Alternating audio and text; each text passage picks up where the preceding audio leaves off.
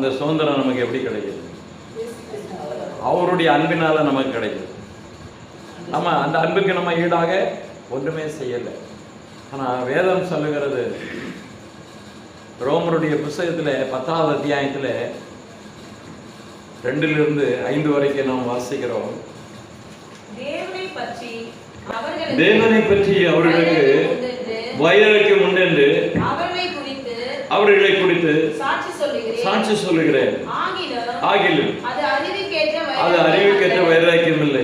இன்னைக்கு உலகத்தில் இருக்கக்கூடிய அநேக கிறிஸ்தவர்கள், தேவனுடைய மக்கள், தேவனுடைய ஊழியக்காரர்கள் ரொம்ப வைராக்கியமா இருப்பாங்க. ஆண்டவருக்காக எதையும் செய்யணும் அப்படின்ற ஒரு தாகம் இருக்குது, ஒரு வேகம் இருக்குது. ஆனாலும் என்ன அப்படின்னு கேட்டீங்கன்னா, அப்படியே பாடிக்கிட்டே போவாங்க.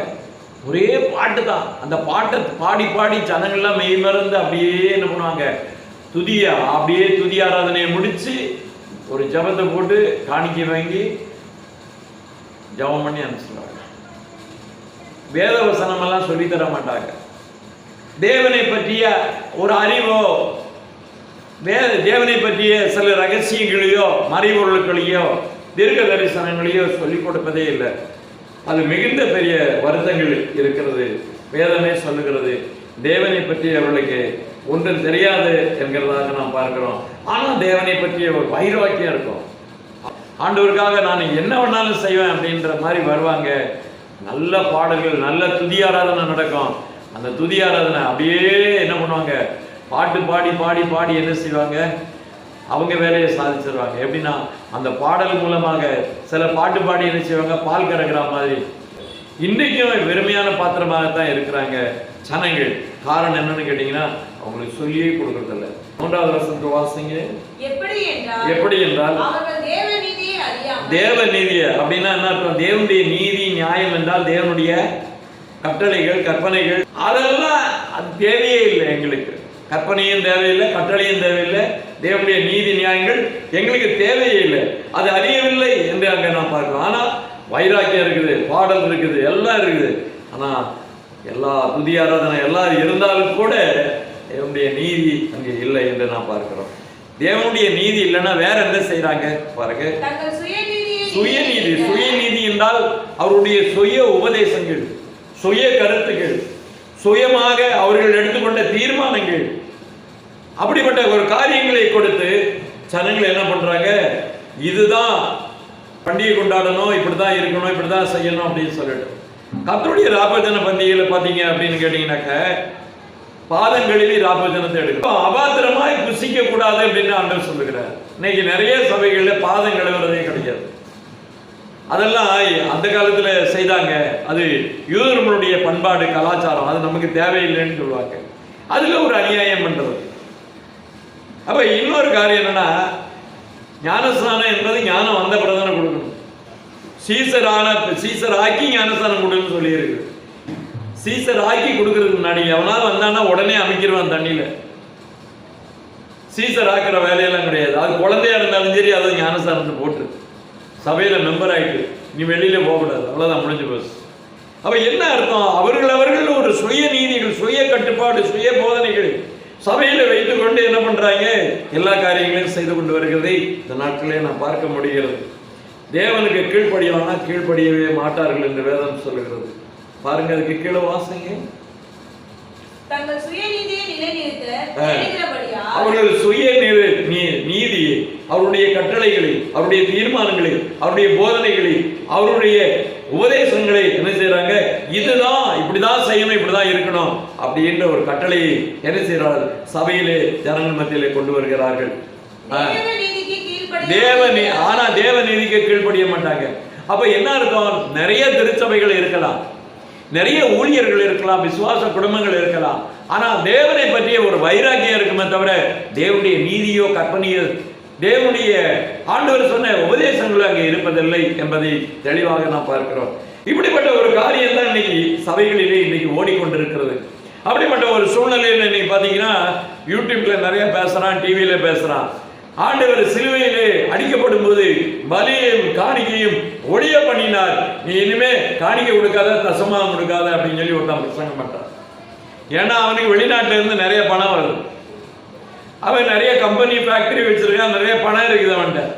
அவன் என்ன செய்கிறான் என்று பார்க்கப்படும்போது யாரும் கொடுக்காதீர்கள். அவன் என்ன அப்படின்னு பார்த்தா வேதம் என்ன சொல்லுகிறது, ஆண்டவர் என்ன சொல்லுகிறார்? ஆண்டவருடைய போதனையை தான் நாம் பார்க்க வேண்டிய இருக்கிறது.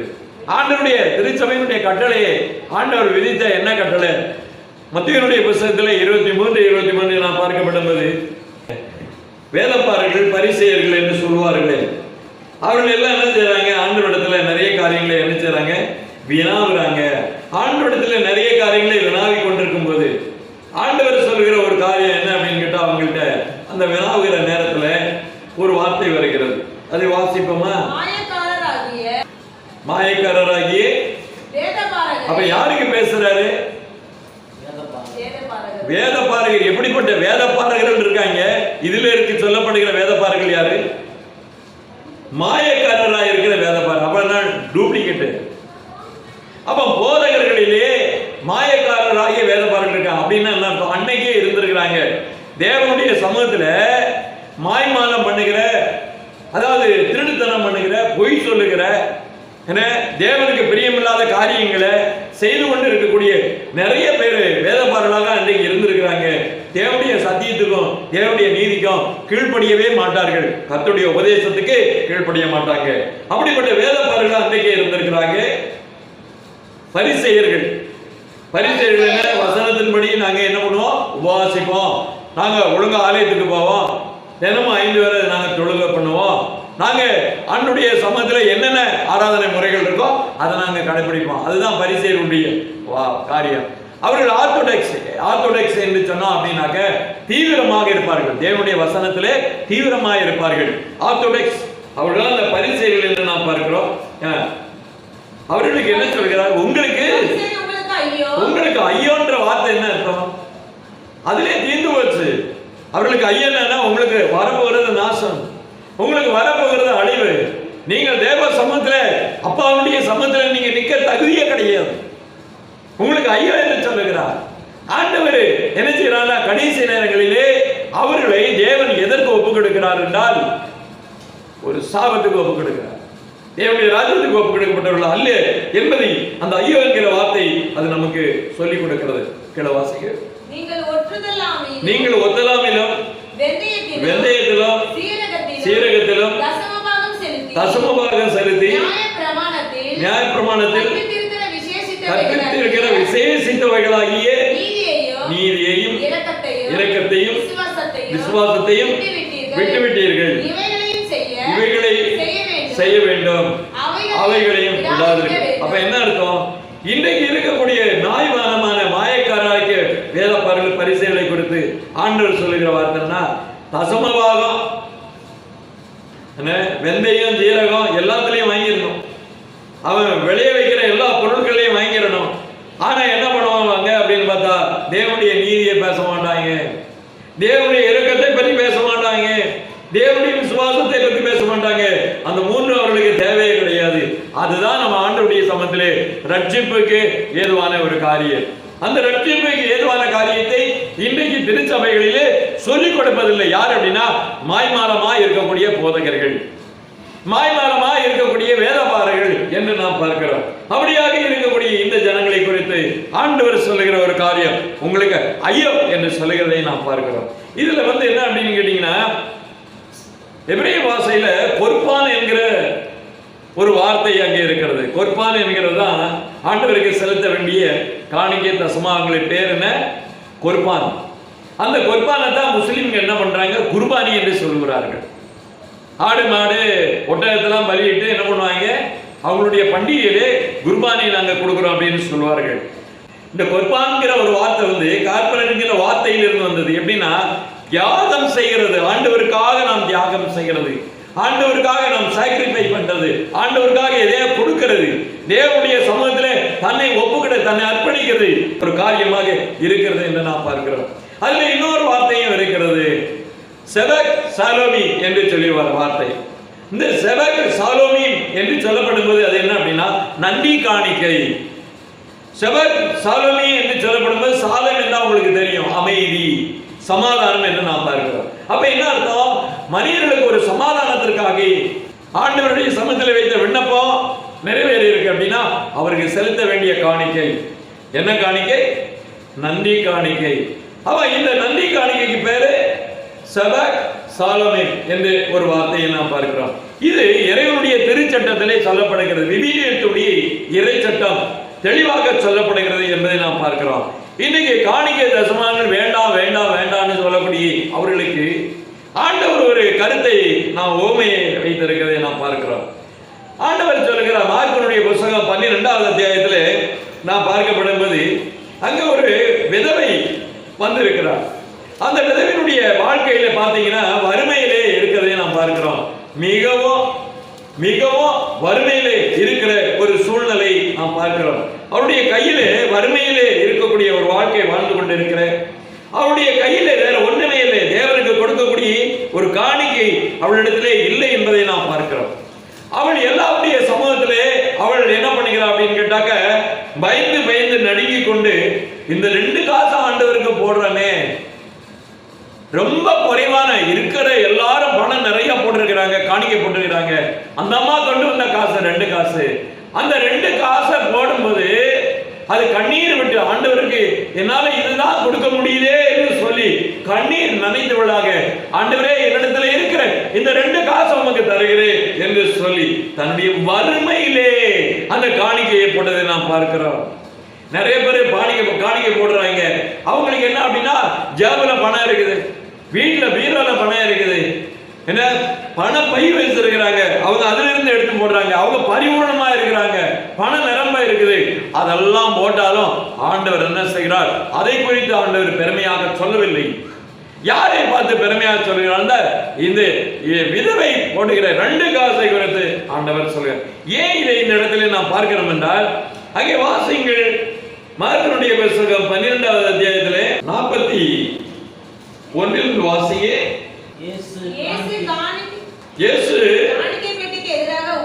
அப்போ போதும், ஆண்டவர் என்ன பண்ணுகிறாரு? சீசன் எல்லாம் கூட்டிட்டு போய் அங்க முன்னால போய் உட்காரல, வேற பக்கம் போய் உட்காரல, உட்காரத்துக்கு இடம் தேடுறாரு. எங்க தேடுறாரு அப்படின்னா, காணிக்கைக்கு எதிராக போய் உட்கார்ந்துட்டு இருக்கிறாரு.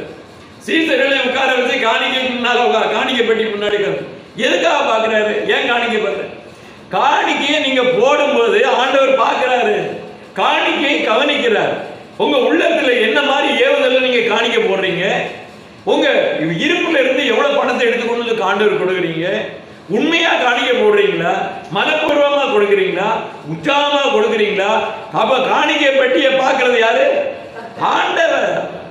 இந்த நாட்களிலே காணிக்கையை பார்க்கிறது ஏன் அப்படின்னு கேட்டா, உன் உள்ள எங்க இருக்குது, உன்னுடைய நிலையில நீ இருக்கக்கூடிய உயர்ந்த நிலையிலே நீ எவ்வாறு நீ ஆண்டவரை கனப்படுத்துகிறாய். இது என்ன அப்படின்னா, காணிக்கை போடுகிறது தேவனை கனப்படுத்துகிறது, தேவனை கனப்படுத்த தேவனிடத்துல அன்பு செலுத்துகிறது. இதுதான் அந்த காணிக்கையுடைய காரியமாக நாம் பார்க்கிறோம். இன்னொரு காரியமும் இருக்கிறது. காணிக்கை என்று பார்க்கப்படும் போது ஊழியக்காரர்களுக்காக அந்த காணிக்கை போட வேண்டிய ஒரு காரியம் அங்கே நாம் பார்க்கிறோம்.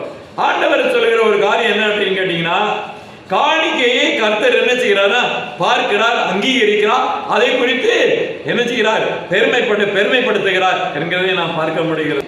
இன்றைக்கு ஜீவித்திருக்கிற நீங்களோ நானோ நாம் செலுத்தக்கூடிய காணிக்கையை கர்த்தருடைய சமூகத்தில் கொண்டு போனோம், கொடுக்கணும் அப்படின்ற ஒரு உத்தமமான ஒரு இதயத்தை நம்மளிடத்துல இல்லாமல் போனார்.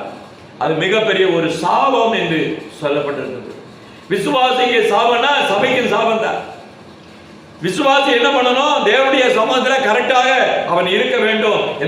சிலர் என்ன பண்றான் அப்படின்னு பாத்தீங்கன்னாக்க, யோபனுடைய புத்தகத்துல சொல்லி இருக்குது, காணிக்கை போட்டா யார் யார் பார்க்க போறா? தேவன் எங்க இருக்கிறாரு? ஆண்டவர் பரலோகத்தில் இருக்கிறார்.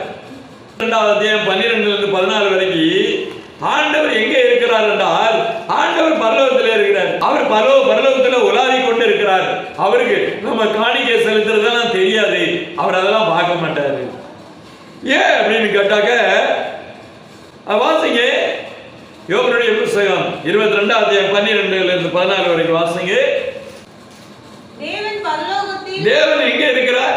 பரலோகத்திலே உன்னதங்களிலே இருக்கிறார் அல்லவோ? நட்சத்திரத்தின் உயரத்தை பாருங்க ஐயா. நட்சத்திரம், சூரியன் எல்லாம் எவ்வளோ உயரத்துல இருக்கு, எத்தனையோ கோடிக்கணக்கான மைலுக்கு அப்பால இருக்குது. அதுக்கு மேலதான் பரலோகம் இருக்கிறது. அவர் பரலோகத்திலே இருக்கிறார்.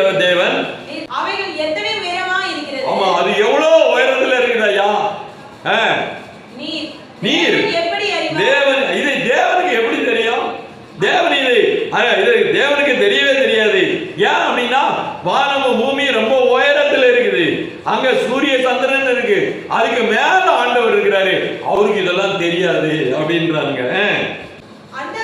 அந்த காலத்திற்கு அப்புறத்தில் இருக்கிறவர் நியாயம் விசாரிக்க கூடுமோ?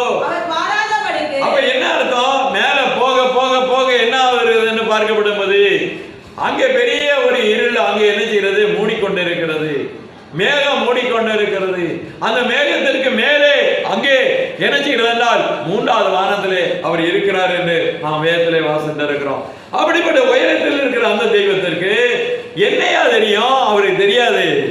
அவர் எப்படியா உன்னை விசாரிப்பாரு?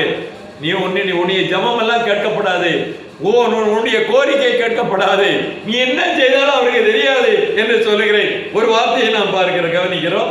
14 வாசிங்க.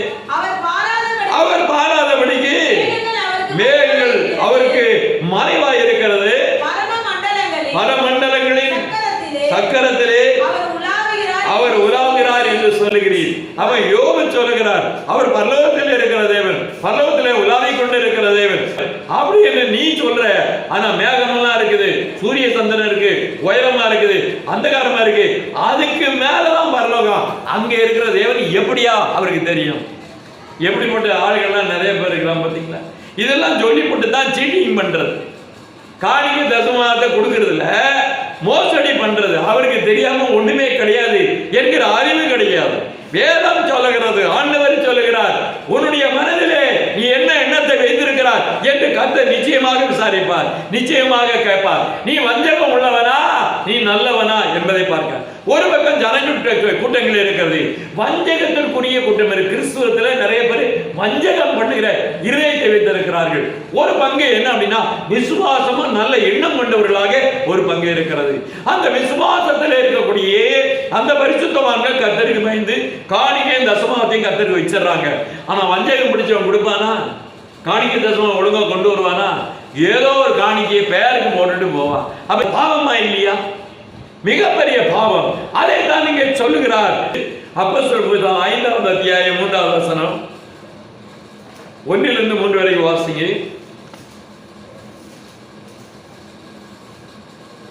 அனனியா என்னும் பேருள்ள ஒருவனும் என்ன சொல்லப்பட்டிருக்கிறது ஐயா? அங்கே அனனியா என்கிற பெயர் உள்ளவனும் அவனுடைய மனைவி சப்பீரா அவங்க என்ன பண்ணி இருக்கிறாங்க? தங்கள் அவங்களுடைய ஆசையை வித்திருக்கிறாங்க, விற்று பணமாக்கி இருக்கிறாங்க. தன் மனைவி அறிய அவன் கிரயத்திலே ஒரு பங்கை வஞ்சித்து வைத்து, அப்ப அவன் மனைவி அறிய என்ன அர்த்தம்? பொண்டாட்டிக்கு தெரியும் இவன் மோசடி பண்ணது. ஆண்டவர் காணிக்க கொண்டு போகும்போது இவன் திருட்டுத்தனமா என்ன பண்றான்? ஆண்டவருக்கு இவ்வளவுதான் போடணும், இவ்வளவு கொடுக்க கூடாது, இவ்வளவு காசு கொடுக்க கூடாது, இவ்வளவு பணம் கொடுக்கவா, நம்ம வித்திருக்கிறோம், இவ்வளவு பணம் வந்திருக்குது, எல்லாமே ஆண்டவருக்கு இவ்வளவு பணம் கொண்டே கொடுக்கவா அப்படின்னு சொல்லி அவனுக்குள்ள ஒரு எண்ணம். அந்த எண்ணத்தினால மனைவிட்டையும் சொல்றான். மனைவிக்கும் தெரியுது, மனைவி கண்டிக்கணுமா வேண்டாமா, இது தப்பு அப்படின்னு சொல்லி அவளும் கண்டிக்கல, அவளும் சேர்ந்துக்கிட்டா. 2 பேரும் சேர்ந்து என்ன பண்ணி இருக்கிறாங்க? ஆண்டவருக்கு கொடுக்க வேண்டிய பங்கை என்ன செய்றாங்க? அப்போஸ்தலருடைய பாதத்தில் கொண்டு போய் வைக்கிறான். பேதுரு அவனை நோக்கி, அனனியாவே, நிலத்தின் கிரயத்தின் ஒரு பங்கை வஞ்சித்து வைத்து பரிசுத்த ஆவியினிடத்தில் தேவனிடத்திலே நீ பொய் சொல்லுகிறாய், உன் இதயத்தை நிரப்பினது. அப்ப இதுல ஒரு வார்த்தையை பார்க்கிறோம், சாத்தான் உன் இதயத்தை நிரப்பினது. என்ன அப்ப என்ன அர்த்தம்? காணிக்கையும் தசமபாகத்தையும் கொடுக்க கூடாது, கொஞ்சமா கொடு அப்படின்னு சொல்லி சாத்தான் தான். இதயத்துல சாத்தான் பூந்தாதான் உண்மை இருக்காது. தேவனுக்கு வஞ்சனையான காரியத்தை, மோசடியான காரியத்தை, தேவனுக்கு முன்னாடி பிராது பண்ற காரியத்தை, பொய் சொல்லுகிற காரியத்தை நிரப்புகிறது யாருன்னா சாத்தான். அப்ப என்ன அர்த்தம்? இன்னைக்கு நிறைய உலகத்தில் இருக்கக்கூடிய அநேக கிறிஸ்துவ தேவ பிள்ளைகள், கர்த்தருடைய சபையில வருகிற அநேகர்கள் தன்னுடைய தசமபாகத்தையும் காணிக்கையும் வஞ்சித்து வைக்கிற காரியத்தை செய்து வருகிறபடினாலே மோசமானவங்க. ஆண்டவர் சொல்லுகிறார், உன்னுடைய இதயத்தை சாத்தான் நிரப்பினது என்ன? அப்ப என்ன அர்த்தம்? சாத்தான் உள்ள போனவனதான் அந்த கெட்ட கிரியெல்லாம் அவங்களுக்கு வருது. அப்ப காணிக்கை தசமா கொடுக்கும்போது இதயத்தில் என்ன பண்ணுவான்னா சாத்தான் ஏவுவான். நீ கொண்டே காணிக்க போடுறியா, நீ கொண்டே இவ்வளவு பணத்தை தசமா போடுறியா, தேவையில்லை, அவர் அங்கே இருக்கிறார், அவருக்கு தெரியாது, நீ அவ்வளவு போடாத அப்படின்னு சொல்லி அப்படின்னு சாத்தான் தூண்டுவான். இங்க தூண்டி தான் அந்த பிரச்சனை வந்திருக்குது. அப்புறமா வாசிங்க, அவன் போட்ட துண்டில யார் மாட்டினா? முன்னே ஏமா சாத்தான் போன்ற துண்டில யார் மாட்டினா? புருஷனும் பொண்டாட்டி மாட்டிக்கிட்டாங்க. அதை விற்கும் முன்னே அதை விற்கும் முன்னே உன்னுடையதா இருக்கவில்லையோ? அதை விற்ற பின்பும் அதன் கிளைய உன் வசத்தில் இருக்கவில்லையோ? உன் இருதயத்திலே இப்படிப்பட்ட எண்ணம் கொண்டதென்ன? நீ மனுஷனிடத்திலே அல்ல, தேவனிடத்திலே பொய் சொன்ன. ஆண்டவரிடத்துல பொய் சொன்னா உயிரோட இருக்க முடியுமா? ஆண்டவரிடத்துல பொய் சொன்னா இருக்க முடியுமா? அவன் உள்ளத்துல சாத்தான் போயிட்டான். சாத்தான் போய் அவனை தூண்டி விட்டான். அவன் ஆண்டவருக்கு முன்னாடி பொய்ன்னு சொன்னா, ஆண்டவருக்கு முன்னாடி பொய் சொன்னதுனால அடுத்த தண்டனை என்னன்னு பாருங்க. 5வது அனனியா இந்த வார்த்தைகளை கேட்கவே நீ தேவனிடத்துல பொய் சொன்னா என்று சொல்லும்போது என்ன நடந்ததுன்னா, அந்த வார்த்தை கேட்ட உடனே அவன் ஜீவன் போயிருச்சு. சபையில பயம் உண்டாச்சு. அவன் ஜனங்கள் இந்த நாட்களிலே பயப்படத்தக்கதாக தேவன் தண்டிச்சா சபையில எத்தனை பேர் சாவானுங்க பாருங்க. நிறைய பேர் மிச்சமாக மாட்டாங்க. அங்கங்க செத்து தூக்கிட்டு தான் தூக்கிட்டு போறதுக்கு தான் ஆள். கொரோனால செத்தவன் கம்மியா தான் இருப்பான். காணிக்க தசமம் கொடுக்காம ஏமாத்தினவனை கத்தர் அடிச்சா நிறைய பேர் செத்துருவாங்க. பண ஆசை பிடிச்ச நிறைய ஊழியக்காரங்க போய் சேர்ந்துட்டாங்க. அப்ப என்ன அர்த்தம்? தேவனுடைய சமூகத்துல பொய் சொன்னார்கள் என்பதை நாம் பார்க்கிறோம். மோசடியான இந்த காரியம், இந்த மாதிரியான காரியத்தை நாம் மனதிலே இருக்கக்கூடாது. அதுக்குதான் ஆண்டவர் சொல்லுகிறார். என்ன சொல்றார் அப்படின்னா, லேவியராம் புத்தகம் 22வது அத்தியாயம் 18வது வசனத்திலே என்ன சொல்லுகிறது? நீ ஆரோனோடும் அவன் குமாரரோடும் இஸ்ரவேல் புத்திரர் அனைவரோடும் சொல்ல வேண்டியது என்னவென்றால், இஸ்ரவேல் குடும்பத்தாரிலும் இஸ்ரவேல் தங்குகிற அந்நியர்களிலும் தங்களுடைய பொருத்தனின்படி உற்சாகத்தின்படி சர்வாக தகன பலிகளாக கர்த்தருக்கு காணிக்கையை எவர்கள் செலுத்துகிறார்களோ. அப்ப என்ன அர்த்தம்? அவர்கள் தங்கள் மனதின்படியே மாடுகளிலும் வெள்ளாட்டுக்கடாக்களிலும் பழுதற்ற ஒரு ஆணை பிடித்து செலுத்துவார்கள். இன்னைக்கு என்ன, செல்லாத காசைத்தான் போடுறான். எப்ப பழுதற்ற பொருளை தான் ஆண்டவருக்கு காணிக்க வைக்கணும்னா பழைய நோட்டு, கிழிஞ்ச நோட்டு, அழுக்கு நோட்டு. எனக்கு தெரிய ஒரு ஐயா, நான் ஒரு நாள் தான் பார்த்தேன். அவரு நான் காணிக்க போடுறதுக்கு பக்கத்துல உட்கார்ந்துட்டு இருக்கிறேன். அவர் எனக்கு முன்னாடி அந்த பக்கம் உட்கார்ந்து இருந்தார். அப்படியே உள்ள நோட்டு எடுக்கிறாரு, பர்ஸ்ல இருந்து எடுக்கிறாரு. அப்படியே புது நோட்டு பட்டனுங்க. அப்படியே என்ன பண்றாரு, புது நோட்டு அப்படியே எடுத்து, மடிக்காத நோட்டு, பேங்க்ல இருந்து புது நோட்டு அப்படியே எடுத்து காணிக்க போடுறாரு. எப்போ பாருங்க, அவர்கிட்ட நான் கேட்டா என்ன சொன்னா, கர்த்தருக்கு பழைய நோட்டே போடுறதுக்கு எனக்கு மனசு வராது. நான் பேங்க்ல போய் புது நோட்டு வாங்கிட்டு வந்து காணிக்கைக்குனே வச்சிருக்கேன், புது நோட்டா தாயா போடுவேன் அப்படின்னாரு. அப்ப எப்படிப்பட்ட ஒரு இருதயத்தை பாருங்க, ஆண்டவருக்கு எவ்வளவு சந்தோஷமா இருக்கு. அப்படி உள்ள எப்படிப்பட்ட இருதயமா இருக்கிறது, எப்படிப்பட்ட ஒரு யோசனை இருக்கிறது. அப்பதான் எனக்கே புத்தி வந்தது, நம்ம அழுகு நோட்டை போட்டோமே அப்படின்னு சொல்லி எனக்கு வேதனையா போச்சு. கிழிஞ்ச நோட்டை போடல, அழுகு நோட்டை போட்டனே அப்படின்னு எனக்கு ஒரு வருத்தம். அப்ப இப்படிப்பட்ட ஒரு எண்ணம் எவ்வளவு அன்பு வச்சிருக்கிறாங்க. ஆண்டவரிடத்துல எவ்வளவு ஒரு தூய்மையான ஒரு எண்ணம் இருக்கு பாத்தீங்களா. முதல் தரமாக ஆண்டவரிடத்துல, ஆண்டுடைய சமூகத்துல, அந்த பரிசுத்தர் இடத்துல நான் புது நோட்டை தான் போடணும். எவ்வளவு பெரிய ஒரு அந்த பெரிய தாத்தா அவர் என்ன செய்யறாருன்னா, பேங்க்ல போய் காணிக்கைக்காகவே பணத்தை மாத்தி வச்சிருக்கிறார், புது நோட்டை. தேவனுடைய ஆவினால நிறைஞ்சிருக்கு, தேவனுடைய அன்பால நிறைஞ்சிருக்கு. இன்னைக்கு பார்த்தா நிறைய சாத்தா பிடிச்ச ஆளுகள் ஆண்டுடைய சமூகத்துல காணிக்கை போட மாட்டாங்க. அப்ப என்ன அர்த்தம்? உத்தமமா இருக்க வேண்டும் என்கிற ஒரு வார்த்தையை நாம் பார்க்கிறோம். 21வது வசனம் வாசிங்க. அதுலேதான் 22, 21 ஒரு விசேஷித்த பொருத்தனையாவது உற்சாகமாவது கர்த்தருக்கு மாடுகளிலும் சமாதான பலியை செலுத்த போனால் அது அங்கீகரிக்கப்படும்படி ஒரு பழுதில்லாமல் உத்தமமா இருக்கணும். முதல் தரமான ஒரு காணிக்கை கொடுக்கணும், முதல் தரமாக இருக்க வேண்டும் அவருக்கு செலுத்துகிற காணிக்கை என்கிற ஒரு எண்ணம், யோசனை இருக்க வேண்டும். நாம் கொடுக்கக்கூடிய காணிக்கை எதுவா இருந்தாலும் அது பரிசுத்தத்துக்குரியது என்று வேதம் சொல்லுகிறது. அந்த அனனியாவும் அந்த சபிராளுடைய இருதயம் எப்படி இருக்கு, அதே மாதிரிதான் இன்னைக்கு நிறைய பேருடைய இருதயம் இருக்கிறது. வேதனையான ஒரு காரியம். அதுதான் மரியாவுடைய தீர்க்க தரிசனத்திலே கூட, மரியாவுடைய தீர்க்க தரிசனம் இந்த வார்த்தையை குறித்து பேசுகிறதை நாம் கவனிக்க முடிகிறது. 3வது அத்தியாயத்திலே 8, 9, 10 வாசிங்க. மனுஷன் தேவனை வஞ்சிக்கலாமா? நீங்களோ என்னை வஞ்சிக்கிறீங்க. அப்ப என்ன அர்த்தம்? தேவனை வஞ்சிக்கிற சபையாராகத்தான் இருக்கிறார்கள். சபைகளிலே நிறைய இடங்கள்ல நிறைய பேர் பாத்தீங்கன்னா வஞ்சனை உள்ளவர்களா இருக்காங்க. கொஞ்சம் பேர் தான் உண்மையா இருக்கிறாங்க. அதையும் நம்ம அறிய முடியும். ஏன் அப்படின்னா, எனக்கு தெரிய ஒரு காரியம், இதே சென்னையில நடு ஊர்ல, நடு பட்டணத்துல, நடு இடத்துல ஒருத்தர் 7 பேர் நின்று அப்படியே ஜெபம் பண்ணிட்டு இருக்காங்க. 1 மாதம் 2 மாதங்கள் உட்கார்ந்து ஜெபம் பண்ணிட்டு இருக்காங்க. நாங்கள் பெரிய ஊழியத்தை செய்யும்படியாக நீர் எங்களை அழைத்தீரே. ஆண்டவரே, நீர் அழைத்த தேவன், உண்மையுள்ள ஆண்டவர், எங்களுக்கு ஒரு வழியை காட்டுங்கப்பா அப்படின்னு சொல்லி ஜெபம் பண்ணிட்டு இருக்கும்போது, அந்த நேரத்துல பாத்தீங்கன்னா ஒருத்தர் கார் ஓட்டிக்கிட்டு இருக்கவரு அந்த ஓரமா என்ன பண்ணாரு, அந்த கார் ஓட்டிக்கிட்டு நின்றுட்டு இருக்கும்போது இவங்க ஜெபம் பண்றத பாக்குறாரு. அவரு வேற சபைக்காரர், ஆனா இவங்க ஜெபம் பண்றது பண்ணிக்கிட்டே இருக்கும்போது ஆண்டவர் அவருடைய உள்ளத்தை தொட்டார், அவருடைய உள்ளத்துல பேசினாரு. அந்த கார்ல இருந்து அவன் கவனிச்சுக்கிட்டே இருக்கிறான். கவனிச்சுக்கிட்டே இருந்தவன் என்ன செய்தான் அப்படின்னு கேட்டா, உடனே இறங்கி வந்து அந்த பாஸ்டரை பார்த்து சொன்னான், ஐயா, நான் உங்களுக்கு என்ன செய்ய வேண்டாம் ஐயா அப்படின்னு சொல்லிட்டு, நாங்க ஒரு கூடாரம் வேணும் ஆண்டவரே, தொழுது கொள்வதற்காக ஜனங்களுக்கு உபதேசிப்பதற்கு ஒரு கூடாரம் வேணும் அப்படின்னு சொல்லிட்டு அப்படியாக ஜெபம் பண்ணிட்டு இருக்கிறோம் அப்படின்னு சொல்லி சொன்ன உடனே, ஐயா சரி இருங்க ஐயா அப்படின்னு சொல்லிட்டு அதுக்கப்புறம் நேரம் அவர் வீடு அண்ணா நகர்ல இருந்திருக்குது. கார்ல வந்தாரு. கார்ல ஓட்டிட்டு போய் அவருக்கு 2 பங்களா.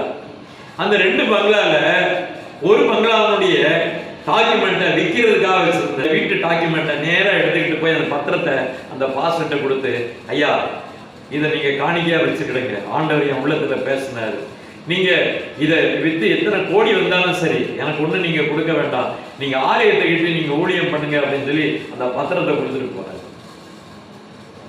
அந்த சபை தான் இப்போ சென்னையில பெரிய சபையா.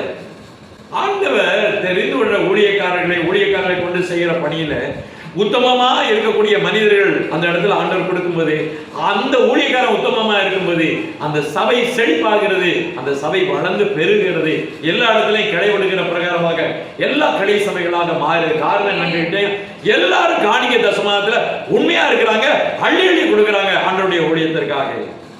10 பாகம் தசம வாங்கினா அவன் அள்ளி கொடுக்கிறது 20-25% கொடுக்குறாங்க. ஒவ்வொரு சபைகளிலே அப்படி கொடுக்கிறது தேவனுக்கு கொடுக்கிறார்கள். பரலோகத்தில் ஆண்டவர் கொடுக்கிற நித்திய ஜீவனுக்கு நாம ஈடாக ஒண்ணுமே கொடுக்க முடியாது. ஆண்டவருடைய ரத்தத்துக்கு ஈடாக ஒண்ணு கொடுக்க முடியாது. தேவனுடைய ரட்சிப்பு ஈடாக நாம் ஒண்ணு கொடுக்க முடியாது. தேவன் கொடுத்த நல்ல ஈவுக்காக நம்மளை பூமியிலே நம்மளை பரப்பட பண்ணின தேவன், நம்ம குடும்பத்தையும் ஜனத்தையும் காக்கிற அந்த தெய்வம், நமக்கு சொர்க்கராஜ்யத்திலே இடம் கொடுக்கிற அந்த தேவன், அவருக்கு ஈடாக நம்ம ஒன்றுமே கொடுக்க முடியாது. ஆனால் இந்த மாதிரியான ஒரு எண்ணங்கள் இதயங்களிலே உருவாகிற அவர்கள் விசுவாசத்தினுடைய நிறைவினாலே கொடுக்கிறார்கள். வஞ்சகத்தினுடைய நிறைவா இருக்கிறவர்கள் கொடுக்க மாட்டார்கள். அதைத்தான் அந்த 2 பாகத்தை பார்க்கிறோம். ஆண்டவர் நியாயத்திற்குரிய நாட்களிலே மத்திய 25 நம்ம பார்க்கிறோம். உங்களுக்கு நல்லா தெரியும். அங்கே ஆண்டவர் நிறைய பேர் வராங்க, ஆண்டவரே ஆண்டவரேன்றாங்க. ஒரு பெரிய மந்தைகள் அங்கே இருக்கிறது. ஆண்டவரே என்று கூப்பிடப்படும் போது ஆண்டவர் சொல்கிறாரு, அவர்களை இடது பக்கம் வலது பக்கம் பிரிக்கிறார். இந்த இடது பக்கம் இருக்கிறோம் ஆண்டவரே என்று சொல்கிறார், வலது பக்கம் இருக்கிற ஆண்டவர். அப்ப என்ன அர்த்தம்? ஒரே தெய்வத்தை வழிபடுகிற ஒரே கூட்டம் தான். ஆனா கர்த்தர் என்ன செய்கிறார்னா, மத்திய கூட்டத்தை பிரிக்கிறார், விசுவாச கூட்டத்தை பிரிக்கிறார். நன்மை செய்கிற விசுவாச கூட்டத்திற்கு இதோ என் பிதாவினால் ஆயத்தம் பண்ணி இருக்கிற பரலோகத்தின் ராஜ்யத்தை சுதந்திரிகள் என்று சொல்லுகிறார். இந்த பக்கம் சொல்லுகிறார், நீங்கள் ஒண்ணுமே செய்யல, இந்த சிறியருக்கு எதை செய்யலாம் அது எனக்கே செய்தீர்கள், அவர்கள் செய்தார்கள், நீங்கள் ஒண்ணுமே செய்யல, அப்படியாக நீங்கள் செய்தபடி ஐயோ உண்மை எப்ப கண்டா எப்ப கொடுக்கல. தேவாலயத்துல வந்து போறாங்க, நிறைய ஏழைப்பாளையங்கள் வராங்க, சபையில் நடக்கிறது, சபையில் ஒன்று கொடுக்கிறது இல்லை. அப்படி வஞ்சிக்கிறார். அவர்களை பார்த்து என்ன சொன்னாங்க, நீங்கள் பிசாசுகளுக்கு ஆயத்தம் பண்ணப்பட்ட நித்திய அக்னியிலே போங்கன்ற. அப்ப என்ன அர்த்தம்? இதுல இருந்து நாம் பார்க்கிறோம், தேவனுடைய சமூகத்துல தேவனுடைய தீர்ப்பு விதமாக இருக்கிறது. உண்மையாக உற்சாகமாக தெய்வீகத்தை உணர்ந்தவர்களாக, விசுவாசம் நிறைந்தவர்களாக, ஆண்டவரிடத்தில் அன்பு செலுத்துகிறவர்கள், அள்ளி கொடுக்கிறவர்களாக இருக்கிறார்கள். அந்த விதவை தன்னிடத்தில் ஒன்றுமே இல்லை, அந்த 2 காசு போட்டு ஆண்டவருடைய சமூகத்திலே, ஆண்டவரே உங்களுடைய அன்புக்கு ஈடாக நான் என்னத்தை கொடுத்துவேன் செலுத்துவேன் என்று சொல்லி அந்த 2 காசை போட்டாங்க. அதைத்தான் ஆண்டவர் சாட்சியாக கொடுத்தார். அப்படினாலே பிரியமானவர்களே, இருக்கிற ஒவ்வொருவரையும் ஆண்டவர் பார்க்கிறார். யார் எப்படி இருக்கிறாங்க, என்ன செய்யறாங்க என்று பார்க்கிறார் என்பதை நாம் பார்க்கிறோம். ஊழல் செய்யறதுலயும் காணிக்கை பண்றதுலயும் அங்கே என்ன ஒருமனப்பட்டிருக்கிறாங்க. யாரு? அனனியாவும் சபீராவும். அவர்கள் 2 பேரும் கூடி பேசிக்கிட்டாங்க. என்ன அப்படின்னா, அவ்வளவு பணம் போடக்கூடாது ஆண்டவருக்கு, நம்ம கொஞ்சமா போடுவோம். அவ்வளோத்தையும் என்ன பண்ணாங்க, ஓரம் கட்டி பத்திரமா பீரோல வச்சாங்க. ஆனா இங்க வந்த உடனே செத்துட்டாங்க, தூக்கி கொண்டே போட்டாங்க. அதுக்கப்புறம் அவ கதையை பார்ப்போம். அப்போஸ்தலர் புத்தகம் 5ஆம் அத்தியாயம் 8-9 வாசிப்போம். பேதுரு அவளை நோக்கி, நிலத்தை இவ்வளவு தானே வெட்டீர்கள், எனக்கு சொல் என்றார். அவர் ஆம் இவ்வளவு தான் விட்டேன், பொய் சொல்லத பாருங்க. அப்புறம் என்னாச்சு, 9ஆம் வசனம் வாசிங்க. பேதுரு அவளை நோக்கி, கர்த்தருடைய ஆவியை சோதிப்பதற்கு நீங்கள் ஒருமனப்பட்டது என்ன? இதோ உன் புருஷனை அடக்கம் பண்ணினவர்களுடைய கால்கள் வாசல் படியிலே வந்திருக்கிறது, உன்னையும் வெளியிலே கொண்டு போவார்கள் என்பது. உடனே அவள் என்ன ஆச்சு, அவளுடைய பாதத்தில் விழுந்து ஜீவனை விட்டாள் என்று நாம் பார்க்கிறோம். கர்த்தருடைய நாமத்துக்கு ஸ்தோத்திரம் உண்டாவதாக. வேத வசனத்தை சரியாக அறிந்து கொண்டு புரிந்து கொண்டு விசுவாசத்தினுடைய பிள்ளைகளாக இருக்க வேண்டுமானால் தேவனுக்கு முன்பதாக உண்மையாக உத்தமமாக இருக்க வேண்டும் ஆண்டவர் சொல்கிறார். ஆனால் இந்த நாட்களிலே எப்படிப்பட்டவர்களாக இருக்க வேண்டும்? வஞ்சகம் முடிச்சவனா இருக்கணுமா, விசுவாசம் உள்ளவர்களா இருக்க வேண்டுமா என்கிறதை தீர்மானிக்கின்ற காரியத்தை கர்த்தர் உங்களுக்கு கொடுத்திருக்கிறார்.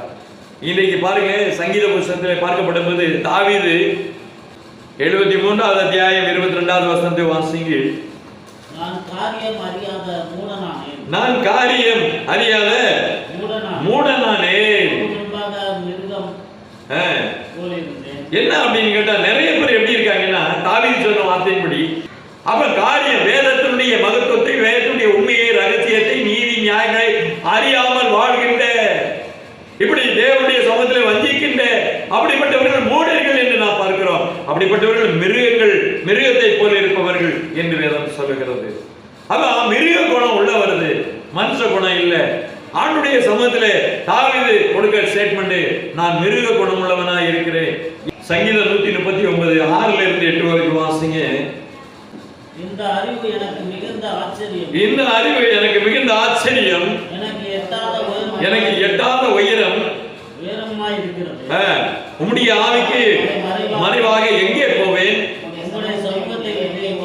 எங்கே ஓடுவேன்? நான் வானத்துக்கு